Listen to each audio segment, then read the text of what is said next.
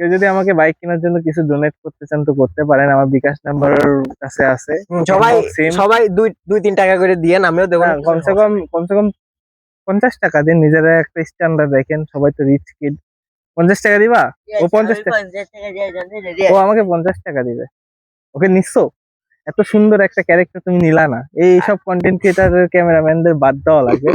তো যাই হোক গাইস, ভালো লাগলো, অনেকদিন পর ভিডিও করতেছে। শোভন ভাই সাবস্ক্রাইবার আর ফলোয়ার্স গুলো আমার চ্যানেলে আর পেজে আমার কোনো ফলোয়ার subscribe নাই, করে ওর ফলোয়ার গুলো আমাদের কাছে আসলে আইসেন, কারণ রাইট নাও ফেসবুক আরো স্ট্রিক্ট করছে, স্টোরিতে কোনো টাকা নাই, সবই পোস্ট করতে হবে। তো পোস্ট করতে গেলেও কন্টেন্টের জন্য টাকা লাগে, গরিব মানুষ। তো ওই জন্য আপনি ডোনেট করেন আমাকে, ওকে কিছু শেয়ার করে নিব।